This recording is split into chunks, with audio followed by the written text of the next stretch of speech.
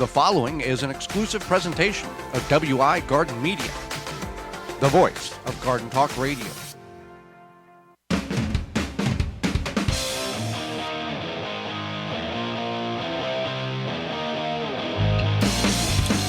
Coming up on the program today, we're going to discuss weeding your garden, getting those pesky things out so your plants can grow, as well as preserving mistakes. What you may be doing wrong that you're not aware of. Our guest is author Renee, and we'll answer your garden questions. The hour's full, so join us. You are listening to the most informationally packed hour of garden-focused radio in the country and on the internet with your host, husband and wife team Joey and Holly Baird. This is the Gardening with Joey and Holly radio show. And welcome to the Gardening with Joey and Holly radio show. I'm your host, Joy Baird. Beside me is my wife, co-host, best friend, and gardening partner, Holly Baird. And we thank you for taking time out of your day to allow us to be part of it. We greatly appreciate that. Whether you're listening to us on one of the 20 AM and FM frequencies broadcasting our program here in 2023 through a radio app, through our parent website, which is the WisconsinVegetableGardener.com, or under the Season 7 tab at the top of the page, in studio video replay, downloading it as a podcast. We thank you for doing such. This program is to help your garden grow better, to maintain your landscape, grow healthier trees, make your grass look greener, as well as preserving what you grow. There are several ways in which you can communicate with us. You can simply just give us a call toll free, coast to coast, at 1-800-927-SHOW. That's 1-800-927-7469. Or you can send us an email to gardentalkradio@gmail.com. That's gardentalkradio@gmail.com. Either way, you can get a hold of us. So, weeding, Holly, it is a problem that we all face. Now, there's like 1%, a fraction of a percent, in my estimation, of gardeners who don't deal with weeds. And that is on a couple of factors. One, they don't care. Or two, their garden is in containers. Or three, they have got it so pristine in using tools and/or decades of pure purging the ground of weed seeds that they don't have weeds. Yeah, but that's only less than 1%. That's my ratio. Yeah, and unless you and more power to you. You'd have to spend a lot of time. And there are people that we Joe Lample, host of PBS The Growing Green World, he's interviewed people that do such that. They have no weeds. They weed 5 minutes a week and they're done, which is great, wonderful. But all of us, for the most of us, Holly, we don't have that luxury, whatever you want to call it. I mean, if we put the work into it, I'm sure it could be. It's more common to have weeds than not, yes, basically, and that's okay. It's, I guess, you're not alone type of thing. So one thing is that if you can try to avoid having weeds, one thing is tilling, and I know this is a very controversial topic, but if you till your garden, you are chopping up the roots, and then you are propagating more weeds, essentially. And we're not shaming you for tilling. We get the appeal and whatnot, but for us, we don't till, but we still have weeds, so right. I guess that doesn't mean anything. Now there is, but you can increase. Right. Now there is some, is it okay to till? Well, whenever you know you have all the weeds extracted from the garden. If you've gone through with a garden fork and removed the roots and all of that, then you can till, but there's no point of tilling because you've already tilled the soil essentially by using the garden fork to remove all the particles of roots. And many of these roots are aggressive and will propagate from very fine fragments of roots that are left in the ground. Absolutely. And that's something that you want to keep in mind. No matter what kind of gardening you do, you likely will end up with weeds. It's just a matter of the amount. So another thing you can do is you can mulch. Mulching is beneficial for your garden for many reasons. One, it does help suppress the weeds. Now, it doesn't mean that your garden is going to be weed free, but it will suppress some of the weeds, especially the smaller ones that are more weak. Strong, aggressive weeds are going to do what they need to do. Well, here's the example. In the fall, we put leaves in our raised beds. We don't cover them thoroughly. We just, in a quick motion, dump a bunch of leaves that we get from the street and the property on the bed. The beds that we don't cover when we get to the garden, because there's no sense of working the garden when it's frozen, and when that soil warms, those weeds shoot up. In the beds that have leaves, very few, almost to no weeds, and I mean we're talking 6-8 inches of leaves. The places where there is no leaves, the plants are 6-8, the weeds are 6, 8, 10 inches tall very, very rapidly. Absolutely. So that's why mulching is beneficial for weeds. Also helps keep the moisture in the soil. And it covers it. And it covers it. Yep. And that's what's important. It also can help kind of regulate the temperature. Well, what kind of mulch would you recommend? I would use, if you can't have access to leaves, I would just use straw. And people are concerned with what is sprayed on the straw. Is it a herbicide or a pesticide? Well, usually it's like oats. Well, now, see, growing up on the farm, we never sprayed wheat. We never did. We planted it in October and we harvested it in late June, early July, and we never sprayed a thing on it. Now I'm understanding that every year they come in with a helicopter or an airplane if it's too wet, or they bring sprayers in. They spray something because there's another bug that's infested in the wheat that could damage and eat and they got to kill it. So there's a whole theory on why I think that exists. But you'd have to check the supplier. Go to the local farmer. Hey, I'd like to buy some wheat straw, oat straw, barley straw. Can I? One, how much is it? Two, and well, I guess the first question is, do you spray anything on it? Because here's my intended purpose for it. Right. And yeah, you want to make sure you have an education about what's going on with the straw and what you could be putting it's into good your that you ask. Garden. Now you don't want to use hay though, right? No, hay is the grasses that is cut for feed for cattle, livestock, horses, goats, any of that. That contains a lot of weed seed, so you're going to be introducing weeds into your garden if you use hay. Straw is the stalk of the plant, which even if it's the stalk, there may retain some grains in those bales, but also may a few weed seeds, but very minimal, and those are easy to extract if distributed in your garden. Right. So, yeah. So one thing is using mulch. And then if you want to use something, like some people will use a natural weed spray if you have aggressive weeds, not necessarily in your garden. Nat Green Zero. Yeah, Nat Green Zero. Maybe around your garden. Nat Green Zero has a natural weed killer. Go to natgreen.com and use coupon code ship. Was it no ship for me? Free ship for me. Free ship. Free ship. The number 4 for me. Yep. Yeah.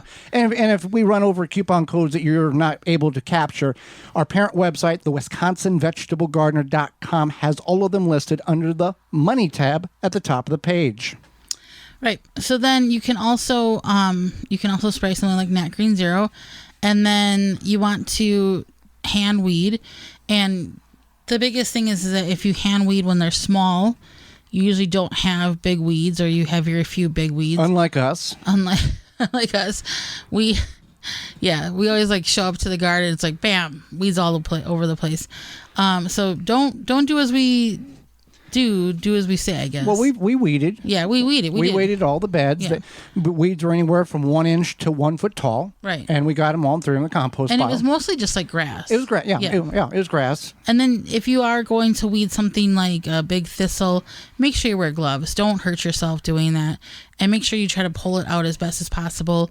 Or if you have like a garden fork, you could kind of pluck it out that way too. And the best time to weed is when the soil is semi-dry or almost completely dry. The dirt falls, or the soil falls off the roots. Don't get in there and try to weed after you've had 3 inches of rain. It's not going to work. You're going to most of the soil is going to stick to the roots. You're going to get covered in mud. It's not a fun experience whatsoever. So try to time that out, because regardless of how much water you put on your garden, your tomatoes, your peppers, your eggplants, those weeds are going to outgrow them no matter how dry they are.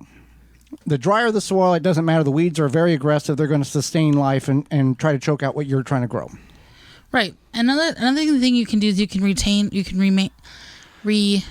maintain the garden edges. Okay. So a lot of weeds will pop up on the edges just because they creep in. Yep. And so if you have, this won't happen in raised beds because it'll just be the grass. Well, basically. yeah, sometimes the grass will creep over and then grow up 10 inches through the compost. So if you keep the edges clear, then maybe you'll have less weeding in the middle, hopefully. It just depends. Like we have Creeping Charlie, and I don't think I've seen that much in the garden beds. No.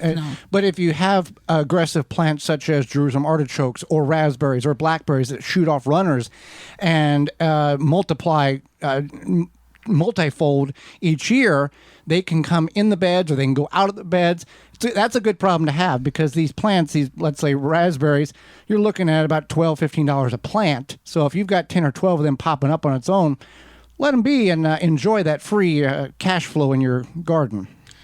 And yes. You could just, a couple of years ago, this big thistle downstairs by our door grew, and then I think my neighbor put a Christmas ornament on it because it was like the size of a Christmas tree. Right. So you can just add the weeds to your landscape. Well, weeds we've not weeded at some points, and aphids have attached themselves to lamb's quarters, and use that as a host plant instead of the intended plants in which we were growing.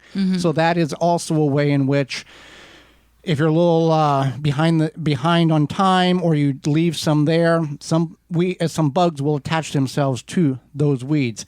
So that's another way. And introducing beneficial insects into your garden, and that's not necessarily going online and buying a bunch of ladybugs or praying mantis eggs in the spring or anything like that. Just keeping a healthy ecosystem, pest-free environment.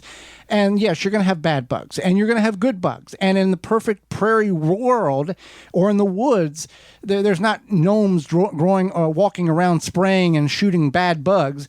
It naturally balances out. Right, yeah. And I don't think gnomes would shoot bugs. I don't think that's the type of personality a gnome would have. Maybe the ones that guard the bridge. Maybe. There's just a natural balance. Yep. And if you feel bad about your weeds, don't.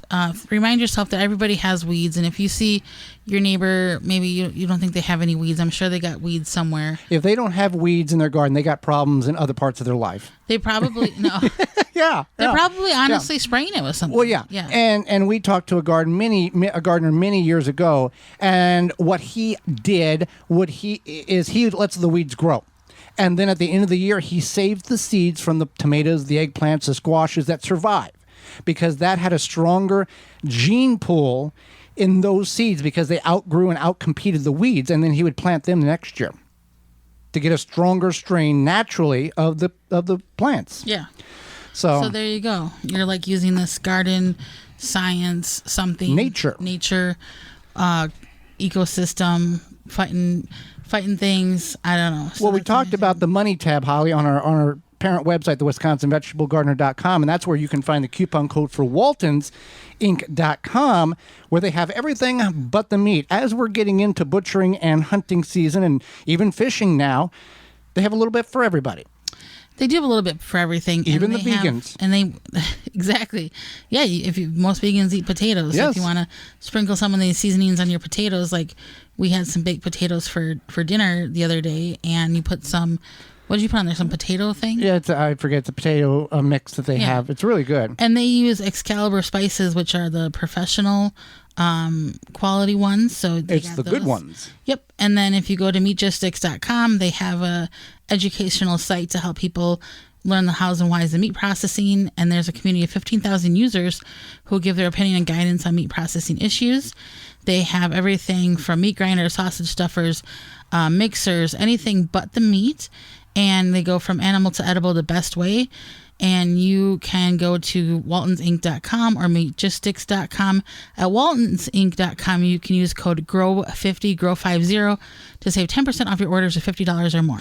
If you have a way that you control weeds, we'd like to hear about it at gardentalkradio@gmail.com. That was just a small snippet of some of the ways you can weed your garden. Hang out with us. When we come back, we're going to go over preserving mistakes that you may or may not be aware you're making. You're tuned in to the Gardening with Joey and Holly radio show.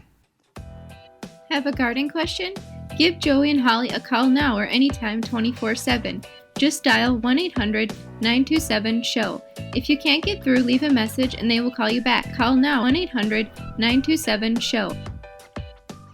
Grip 6 produces American-made products with sleek designs and quality materials. Based and manufactured in Utah, they have high-quality and durable products to last a lifetime. They are built beyond tough. Their belts are minimalist and one-of-a-kind with no holes or flap hanging over. Designs and styles for men and women. Something for everyone. Versatile to mix and match fashionable buckles and belt webbing. Colorful or timeless designs to match your style. You know how bulky and uncomfortable a belt can be, but not a problem with the Grip 6 belt. Comfortable but durable, a belt that moves and works with you and your lifestyle. Perfect for all the bending, twisting, shifting, and moving during gardening, yard work, and all of your everyday life. It's almost like you're not wearing a belt at all. Designed and manufactured in-house for the best results and quality every time. When you purchase from Grip 6, you're supporting long life cycle products and American-made manufacturing. Check out their belts, wallets, and socks at grip6.com. Use code RADIO15 to save 15% off at grip6.com.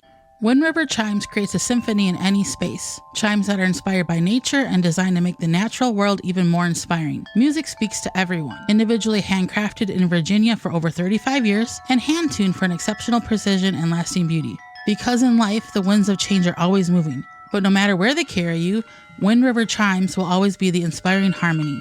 With a large selection and customization options, you will find the sound that soothes you. Visit windriverchimes.com to shop and find out more. Rootmaker starts your plants off right and keeps them going through harvest. From their seed starting trays with an innovative design that air prunes the roots to their large variety of grow bags, 1 to 60 gallons. Their products will provide you the harvest you've never seen before. Visit rootmaker.com and use coupon code RADIO23 to save 15% off your order at rootmaker.com.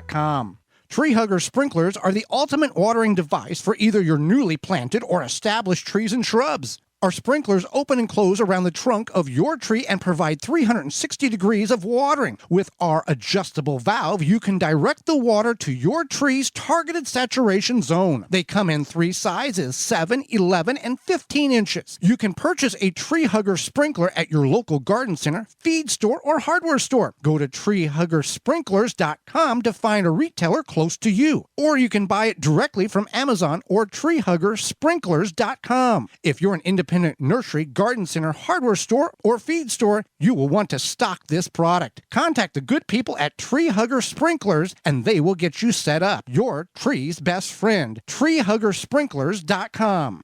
Blue Ribbon Organics, providing locally made organic compost and soil blends for gardeners, farms, landscaping, and more. To find our products nearest you, visit BlueRibbonOrganics.com. Dig planting holes from a comfortable standing position. Step, twist, pull, and plant. Visit ProPlugger.com. Fleet Farm has everything you need to get ready for the canning season. Pick up all your supplies from start to finish as you begin to harvest your garden. Choose from an assortment of jars, strainers, racks, and funnels. Plus, check out the wide selection of mixes, sugar, vinegar, and more. Get what you need for your everyday life, including canning, at new, lower prices. Fleet Farm and FleetFarm.com. The Gardening with Joy and Holly radio show is brought to you by the following: Dripworks, Rise Gardens, Grip 6, Bloomin' Easy, Fleet Farm, Waltons Incorporated, Blue Ribbon Organics, Tree Diaper. Find all sponsors at the WisconsinVegetableGardener.com and thank them for their support. Welcome back to the Gardening with Joy and Holly radio show. Thank you so much for allowing us to be part of your day-to-day. In a moment, we're going to discuss the mistakes that you might be making preserving your produce. But first, a word from our good friends at Farmers Defense. Farm and garden in the ultimate comfort. Farmers Defense has lightweight and durable sleeves made to protect you against the elements while farming. Farmers sleeves offer unparalleled protection of arms and skin for any farmer, gardener, or outdoor worker. Say goodbye to irritated skin and sunburns in the garden. Their sleeves offer cooling, comfort, and protection against the elements outdoors. An alternative to thick clothing, Farmers Defense is made of wicking material with UBF protection factor of 50 plus to protect you from your allergens and scratches. To find all of their great products and more, visit farmersdefense.com. That's farmersdefense.com. Well, Holly, I'll tell you about Farmers Defense here. We camped and we got some property and we camped and we had to cut our way in. And I got the Farmers Defense sleeves because I knew that it was going to be brutal on my arms by going through thistles and ferns and trees and everything else, and don't have a single cut. And we cut it 150 yards into the woods, and not a single cut on my arms at all, not at all. And they worked exactly as they're designed. They don't snag, they don't tear, and they were comfortable. It wasn't like they were hot or anything. So farmersdefense.com, Holly. Right. So, with that being said, we need to talk about making some preserving mistakes. We need to talk about how to avoid the preserving mistakes. Let's make some preserving mistakes. Dirt, throw it in the jar. Yeah. Okay, so the biggest one, and I don't want to say the biggest one because there's one of the most popular ones. One of the most popular ones is not using properly ripe produce. So if using underripe or fully ripe, if you're going to err on the side of caution, I would use slightly underripe if that's all you have. But you want to make sure it's properly ripe. If it's too ripe, it can go bad faster. Start fermenting. Well, that's the thing. We see a lot of questions online, Holly. How do I hold my beets or cucumbers or fill in the blank until I have enough to preserve? And is there really an answer to that? Not really. Cucumbers, you kind of have to just have an abundance and then plan the planting, so you have everything or go to the farmer's market and just do it. Stacking them up isn't really going to help, especially if you want crisper pickles. They dry out quick. Yeah, they dry out quick. All that stuff. So yeah, you want to make sure that you are being smart about it. Say you get, like up here we have the peach truck. Up here, what does that mean for those? In Wisconsin, where the show originates. Yeah, up here. Well, that could mean anything. We have the peach truck, and then I think sometimes they have blueberries. Yeah. You would want to make sure when those peaches start to get ripe, or the blueberries, you do them right away, whatever you're going to do. Well, and with that's them. the thing with tomatoes, you can harvest them early and let them ripen inside. But it seems like within an overnight, they turn and they get squishy and then they go bad or they get overripe. They start fermenting inside the skin. Just, you can look at them and if you wait long enough and see it happening. With tomatoes, for example. Yeah. Make sure you're using properly ripe produce.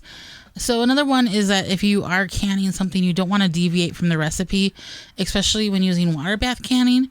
Now, when using pressure canning, you can follow a recipe, but you just don't want to create your own. You can create your own, but what I'm saying is that you want to make sure you follow the time and the pressure and blah, blah, blah. Altitude as well. Yeah, altitude as well. That is a big key with pressure canning because the different altitudes defer to different time lengths, which could defer to healthy or dead. Right.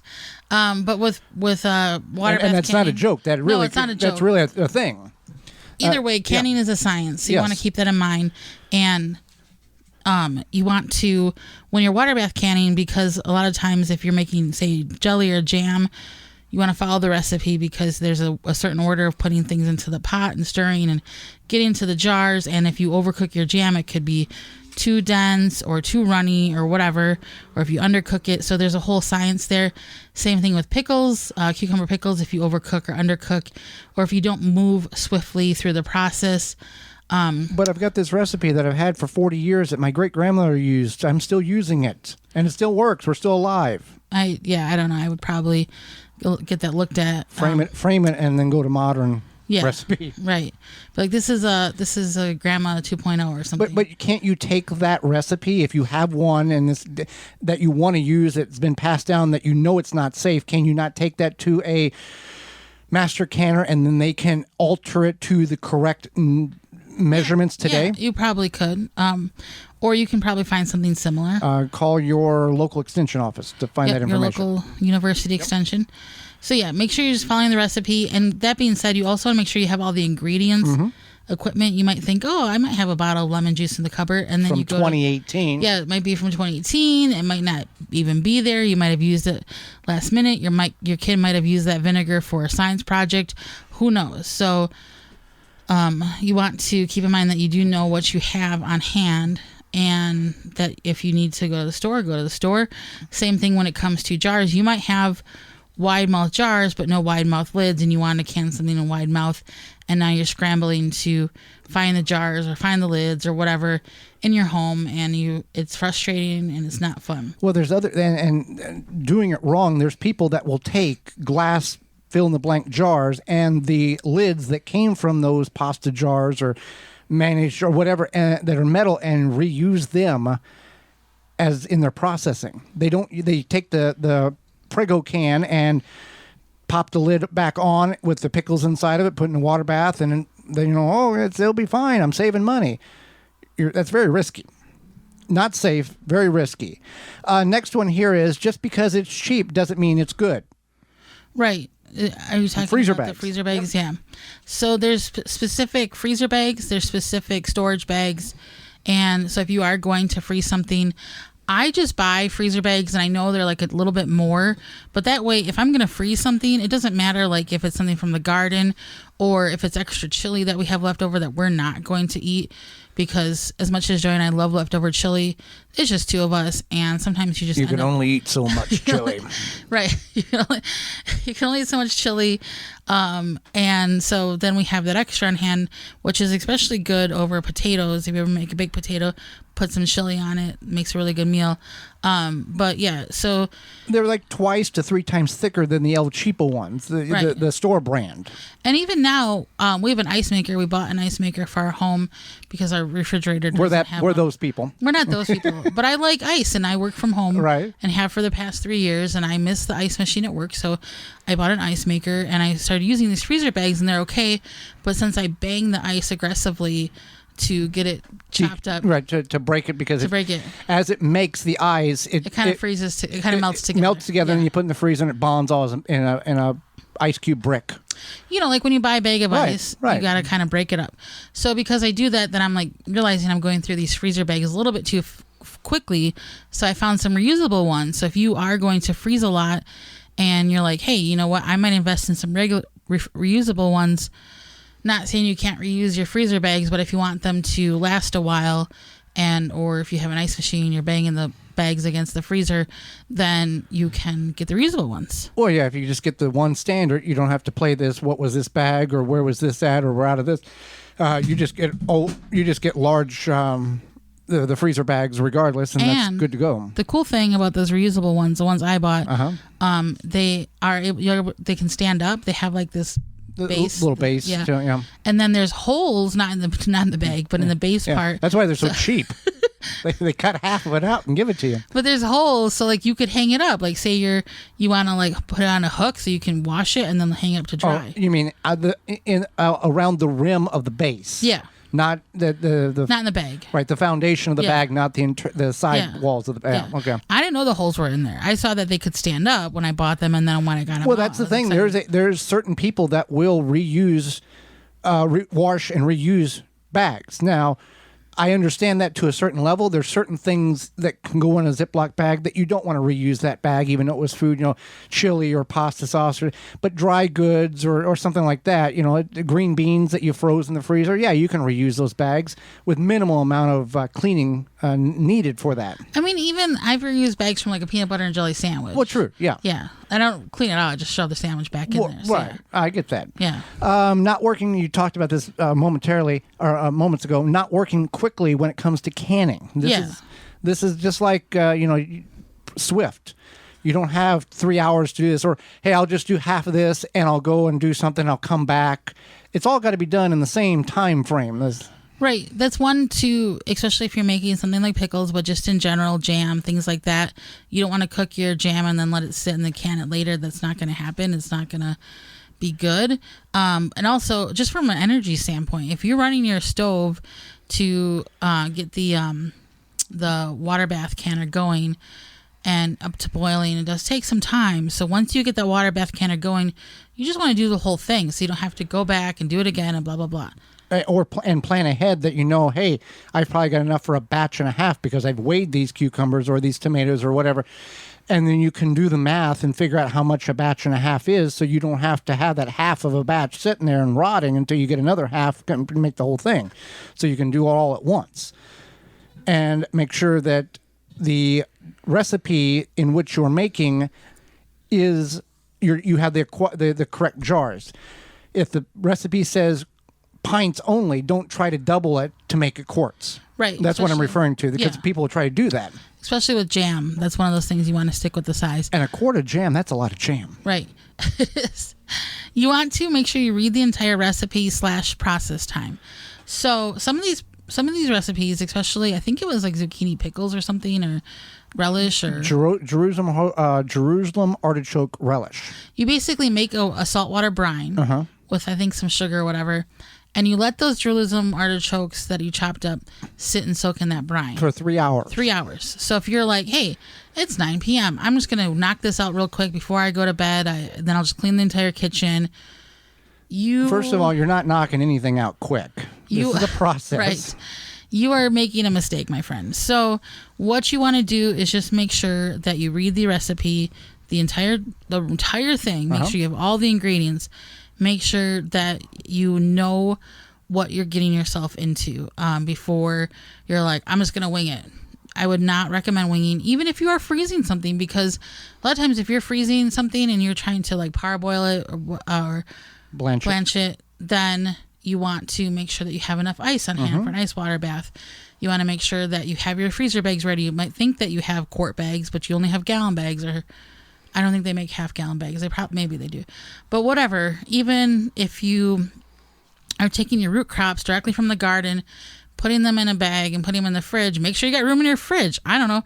But just kind of make sure you have like a whole idea of the process. Inventory. Yeah. Well, the weather's warmed up, Holly. It's hot in a lot of portions of the country, and your garden is getting attacked with those beetles, weevils, and borers, especially those Japanese beetles on your tomatoes, your eggplants, your roses, your beans, and everything in between. And what better way to prevent these pests from destroying your garden than by controlling them while they're larvae? Grub Gone is an easy-to-apply granule product that can be spread onto your turf to successfully control grub invaders. Developed by Phylum Bioproducts from a naturally occurring bacteria, Grub Gone is a non-chemical BT product that specifically targets only certain scarab pests, and it is safe to use around bees and other beneficial insects. Yes, if you have those beetles flying around your garden already, and most of us do, Beetle Gone is an organic water dispersible powder that you can spray directly on your edible plants. Find out more when you go and visit PhylumBioproducts.com. That's PHYLLOM bioproducts.com. Hang out with us. Author Renee Dang will be with us. You're tuned in just moments away. You're tuned into the Garden with Joy and Holly radio show. Got a question for Joey and Holly? Send it via email anytime to gardentalkradio@gmail.com.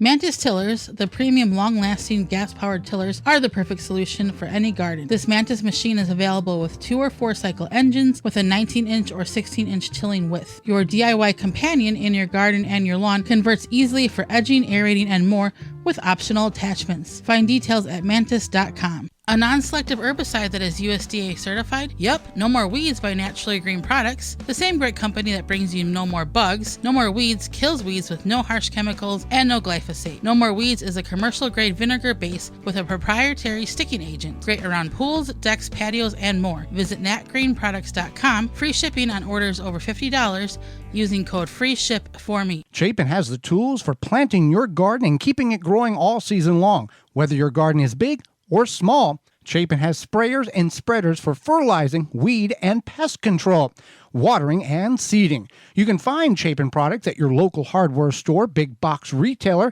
You may visit them also online at chapinmfg.com to learn more and buy online. Make watering easy. DripWorks provides quality drip irrigation supplies and equipment to gardeners just like you for all your growing needs across the U.S. and Canada. Purchase online at dripworks.com. Jung Seed Company is a family-owned and operated gardening company since 1907 with the largest selection of seeds and plants online. Use coupon code 10TG23 to receive 10% off your order at jungseeds.com. Again, that coupon code is 10TG23. Going on vacation and can't find a plant sitter? Check out Tree Diaper. It can provide perfect soil moisture for plants for weeks, even months.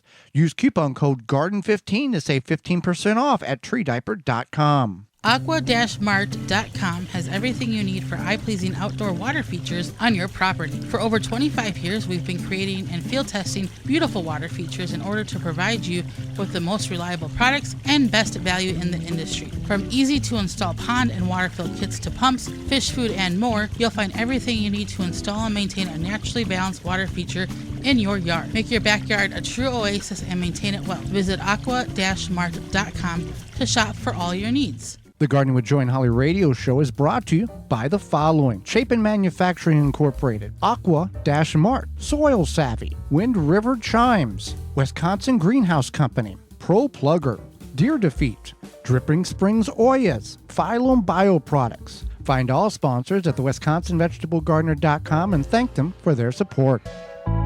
Welcome back to the Gardening with Joy and Holly radio show. Moments away, author Renee Dang will be with us. But first, a message from Rise Gardens. Rise Gardens is a revolutionary hydroponic garden system for your home. Instead of food traveling hundreds or even over 1,000 miles before it hits your plate, harvest the veggies, herbs, and gardens you need for dinner tonight in the comfort of your home. No green thumb required knowledge. Gardening made easy with Rise Gardens app. Step-by-step guidance from seed to harvest. A complete garden on a shelf, and comes with everything you need to grow healthy and the freshest food for you and your loved ones. Fully customize your garden to your needs and preferences. For more information and get your Rise Garden, visit risegardens.com. Hello, let's go to the hotline and bring in our guest for this week. Renee Dang is a researcher, writer, and adventurer who shows beginners how to maximize their rainwater's potential for their home, garden, and livestock. Harvesting Rainwater for Your Homestead in 9 Days or Less is her new book. Welcome to the program, Renee. Thank you. I'm super excited to be on. Well, we thank you for taking time out of your day and not only about to educate Holly and myself, but all of our listeners. And I'll start with this question. Where did your passion for harvesting rainwater come from? Yes. Okay. So, rainwater, it's a kind of it's a story, of course. There's always a story. Right. So in college, I was poor. And I was always, trying to learn how to save money on like energy bills, and was always researching. I don't know, I'm a huge researcher. I just love soak in information about energy saving, and I became really interested in energy saving strategies and passive homes, and then eventually became sustainable homes. And that coincided then with I wanted to build a business, and through some research I found out that people really wanted to learn about rainwater. So I guess that was kind of the natural interest segue from, you build the house with the solar panels, right, and then you're like, okay, what's next? And then so you have rainwater. And so I just started, researching about rainwater. But I think the real passion, I think that really is there. It comes from people. I've met a lot of interesting people who have had all sorts of really interesting stories about how their homestead is running out of water, or they're getting sick off of their rainwater and they don't know what to do. And just getting to meet them. And then we find out that, oh gosh, our families have similar backstories, or we both worked with nurses, and then all of a sudden we're just hitting off, and the passion has really stemmed from interacting with people that I never thought I would have met otherwise. Fantastic.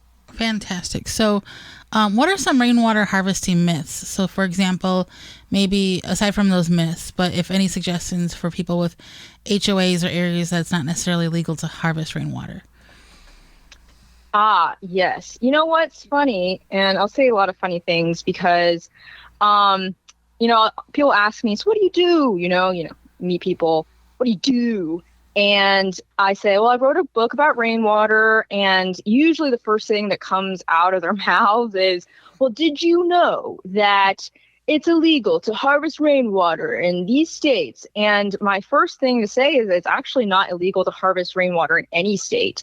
And that is actually my favorite little, myth buster, because, for the longest time, yes, it was illegal to harvest rainwater in Colorado and Utah.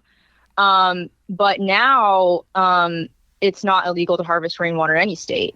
There are restrictions, of course, but even Colorado, even if you have a homestead and you live off a well, you can harvest rain off of your home's roof and use that as much as you want to.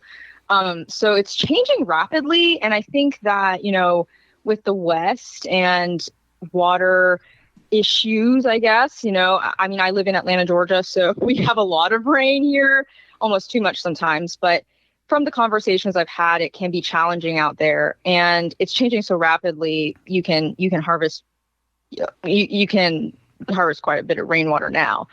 Now, you mentioned the HOAs, which is very interesting, because yes, there are some HOAs that, I think from people I've talked to, people don't like the tanks, in the front yard, which, I can understand. Sometimes you don't want to see a plastic tank in the front yard.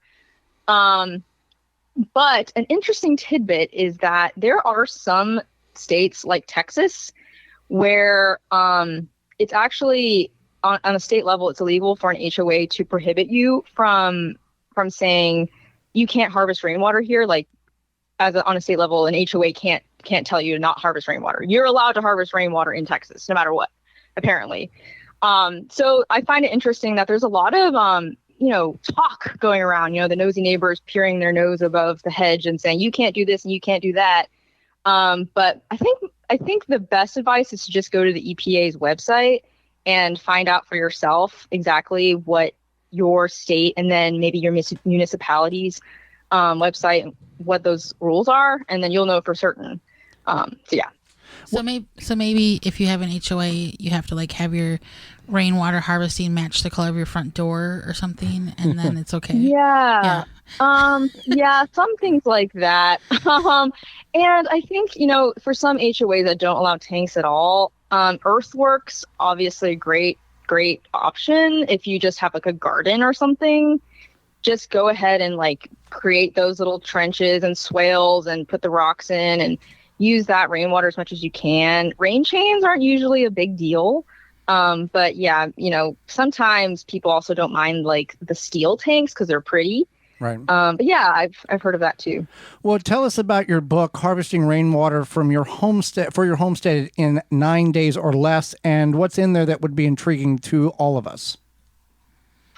Oh, yes. Okay. So when I first was researching about rainwater, I was wondering, well, there's all these blog posts on rainwater, and there's some really good books out there, like Brad Lancaster's book. Brad Lancaster, if you're listening, you're so cool. And and the Avis's book, there's some really great books out there. But as I was talking to people on Facebook and on forums, and I was like, so what's the problem? Why are you still so confused? Well, apparently a lot of people have, aspirations for rainwater, right? They dream of collecting rainwater and using it. But a lot of us are pure beginners, right? Like, I didn't know what pump to choose or, where to even buy a pump or that you can even choose different materials for pipes or even plumbing.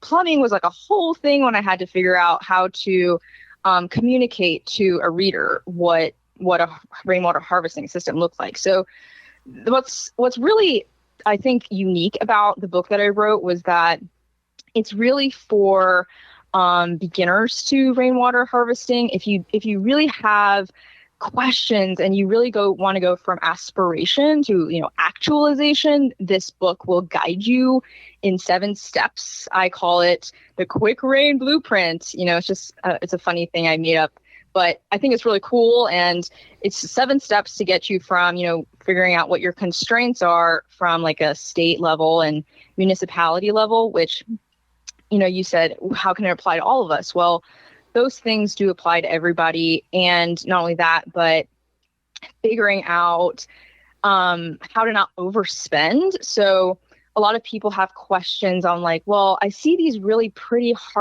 rainwater harvesting systems, but they cost me like $20,000. Well, this book is meant to be like just start from the smallest, most doable system that you can with like your time and the money you have, and practice. And then, as you get your skills and you learn from your experience, you can grow your skills and grow your system to collect more and more rainwater. So I think that's kind of what I wanted for most people, was that it's an approachable way for anybody to start and collect their own rainwater and keep it clean, by the way. Yes. Fantastic. So can we talk about rainwater hazards? Just some general hazards, and then things like decontaminating rainwater, or things to be aware of with harvesting rainwater and then turning it into drinking water. Yes. So rainwater hazards. So there I don't want to be like a a doom and gloom person, and I don't think anyone wants to be, but so I actually have a little chapter in the book kind of going over your need to know. What are the need to know hazards? And there are like 7 of them that I would consider to be the main ones. And I won't go through all of them here, but I think some of the biggest ones I've noticed and I've encountered are one, that water is heavier than you think. And I've seen some tanks, they're just so heavy that people don't realize, and it sinks into the ground. So people will put their tank on like the mud next to the greenhouse. And then as it fills, and it's like a 5,000 gallon tank, plastic tank, it fills. And then, one side of their garden patch is softer than the other, and it starts suddenly sinking, and then the water's leaking out, and then the foundation of the greenhouse gets compromised. It can lead to one thing after another. So water is heavy, and just be aware that a full IBC tote would weigh 2,000 pounds or more. So keep that in mind. And also that, keeping the water away from your foundations and having kind of a backup plan, because if/when, and I mean when the tank overflows, you are prepared. So just have that in the back of your mind. And you mentioned decontaminating rainwater. Yes. And I actually have a whole book coming out very soon as well about decontaminating water and using it as drinking water. Because it turns out that it's actually a bigger topic, I think, than I could have covered in one book. But I went to Hawaii actually recently, the big island of Hawaii. Great place, awesome culture, amazing people, highly recommend. But an interesting tidbit about that place is that almost 50% of the population lives entirely on rainwater, and they all live on like individual tanks. So they are very well versed in keeping their rainwater clean and drinking their rainwater. But a lot of them have metal, all the homes have metal roofs. So in North America, the number one roof type is asphalt. And if you're going to be drinking your rainwater, it's not advisable to drink your rainwater if you're collecting rainwater off your asphalt roof. So things like that. But also, it runs the gamut. You can go from a UV filter to using a Berkey to chlorinating your water. It all depends on your personal preference, your costs. There's a lot of options.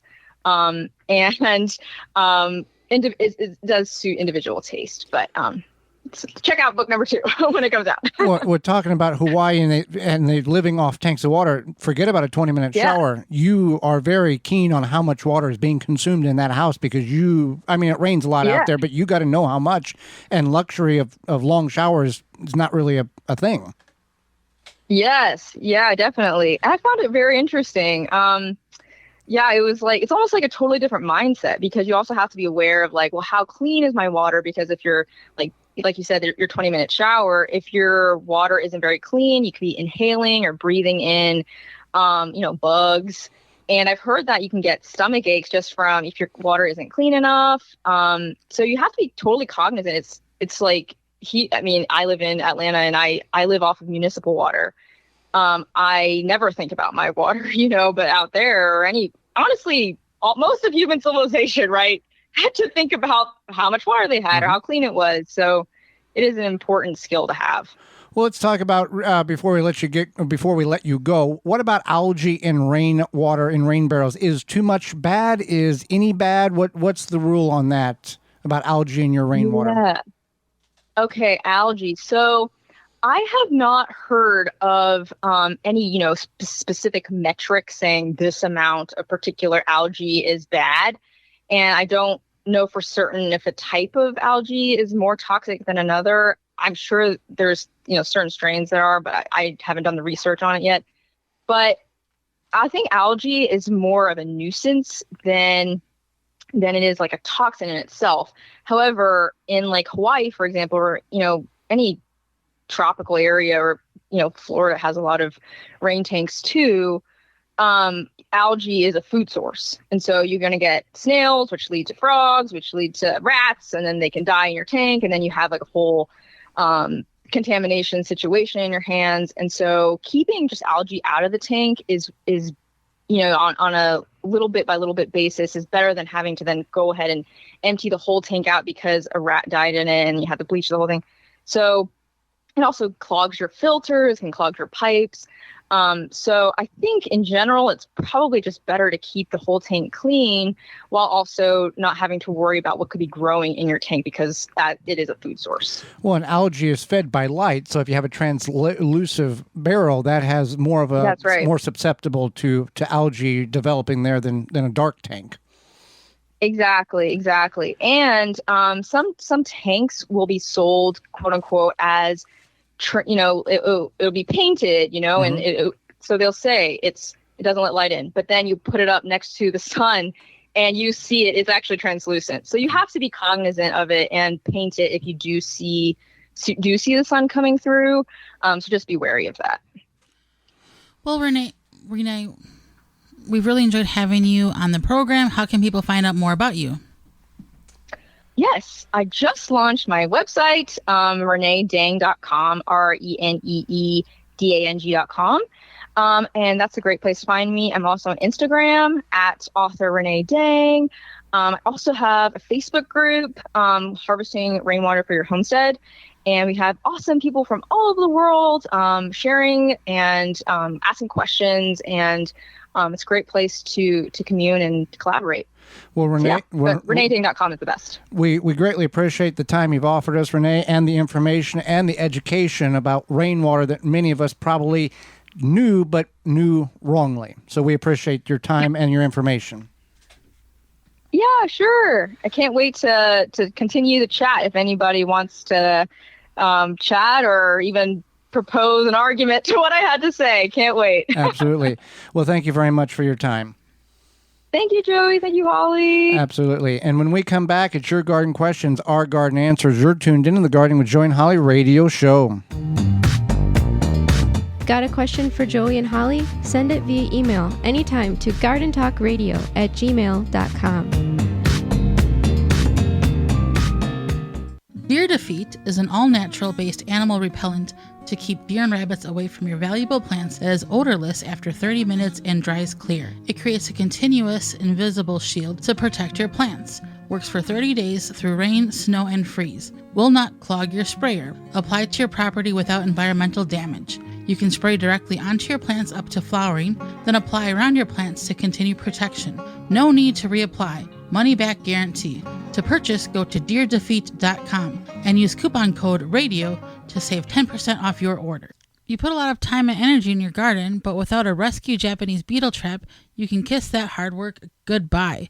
Asparagus annihilated. Raspberries ravished. Green beans, forget about it. Get those little invasive pests out of your garden and send them where they belong inside a rescue Japanese beetle trap. Now with available refill lures, rescue Japanese beetle traps can be used for multiple seasons. They're made in the USA by the makers of the popular Rescue, Fly, and Yellow Jacket traps. Learn more at rescue.com. That's RESCUE.com. Hi, I'm Russell Taylor with Live Earth Products. I'm a soil health expert, here to help you. Live Earth Products specializes in soil conditioners and fertilizers that will help you build healthy and vibrant flower and vegetable gardens. As our name describes, Live Earth means healthy soils. Live Earth Products are humic and fulvic soil amendments and are all natural, organic, and directly from our family mine in Utah. Live Earth products are easy to apply, and the results will blossom right before your eyes. Live Earth products can be applied throughout the growing season. So pick up Live Earth Humate Soil Conditioner, our Liquid 6 Humic Acid, at your local garden center or on Amazon. Also available through our website, liveearth.com. That's LIVEARTH.com. Live Earth, here to bring vitality to life in your garden. You know what's different about Verlo mattress? Everything. Like no price gouging, no shenanigans, none of the shady dealings of other mattress chains and furniture stores that overcharge for virtually the same mattress. The ripoff stops here. Verlo makes every mattress they sell, so you get better quality, lower prices, and a lifetime comfort guarantee. Because at the end of the day, you don't deserve shenanigans, you deserve a good night's sleep.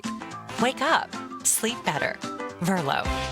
Dripping Springs Oyas, clay pot irrigation solves the watering needs for gardens, bushes, new trees, and more. An ancient irrigation system we brought to America. Dripping Springs Oyas, OLLAS, on YouTube, Facebook, Instagram. Check us out. Garden like a pro in 3 easy steps and receive customized fertilizer recommendations for your garden or lawn.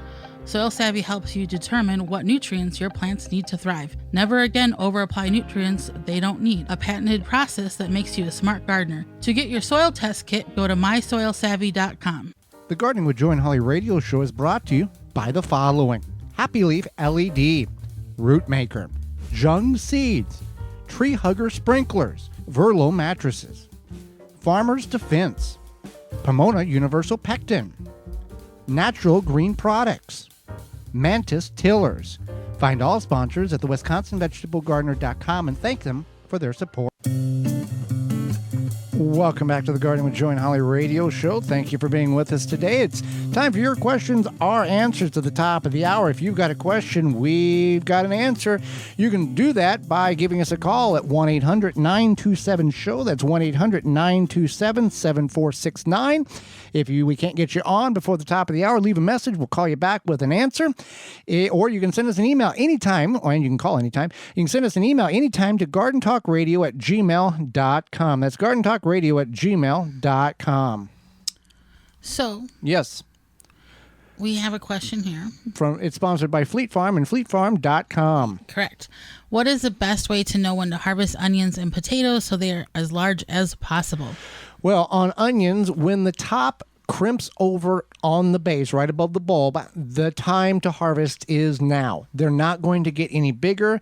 That is the veins in order to uptake nutrients into the top of the onion. When it crimps over, regardless of the size of the bulb, it's time to harvest. They're not going to get any bigger, so you just go ahead and harvest. With potatoes, after 10 weeks of planting, you can harvest baby potatoes. If you want to maximize the potential of the tuber at the time of, as the plants begin to die back, once you see a discoloration on the top of the plant, you can go ahead and harvest them. The energy is already done putting into the tuber, regardless of the size of them. So you don't have to wait until the plant completely dies and dissipates and goes away, and then you got to guess where was my potatoes at because the hills are kind of falling apart. You can do that at any time after the plants begin to die off. Each year, I attempt to have sweet peppers. Everything in my garden, vegetables and fruits grow great, but the pepper plants always look puny. They have peppers on them right now, but the plant doesn't even look strong enough to hold them to maturity. Leaves are not that green like they should be, and the plant is not bushy. I never know if they like more or less watering. What do you think? So consistent watering is best for peppers. Peppers are very fidgety. Yeah. They like the consistent watering. You can also add a pepper fertilizer. An all-purpose fertilizer would do, but a pepper fertilizer will have a high number on the third number on the package. So when you're looking at a package of fertilizer, it's going to have 3 numbers. That's NPK, nitrogen, phosphorus, and potassium. So the third number is the potassium. Otherwise, if you are experiencing pepper problems all around, all-purpose is good too. Maybe get a soil test because... Soil test from soilsavvy.com. That's going to tell you. A soil test from soilsavvy.com, Holly, is the best place to go because you can't just look at the soil and go, yeah, that's the problem. Even though the pepper is showing certain characteristics, there can be a multitude of reasonings for such characteristic being shown by the pepper plant. Absolutely correct. So that is the solution there. All right, next question here. I'm a new gardener, 3rd season. This summer, my family had some hard health problems, hard times in health problems, and I completely missed planting the season. I live in Oshkosh, Wisconsin. Now here I am in mid-July. I'm about to go on vacation, worried about my soil and my raised beds. What is the best next step? Is there something specific I could plant as a cover crop, or should I just wait until late August? Honestly, all I've been doing this summer is pulling weeds out of the raised beds where nothing has been planted. Any advice or guidance is appreciated.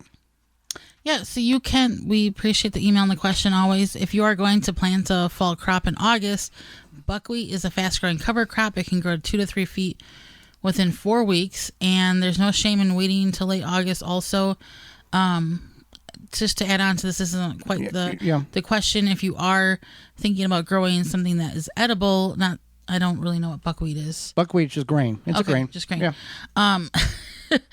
You could grow things like lettuce, peas, root crops like rutabaga, turnips, radishes, carrots, right? Carrots 70 days. Yeah. Yeah, carrots would be okay. Radishes so you do for have 30. Some, you do have some options for fall planting.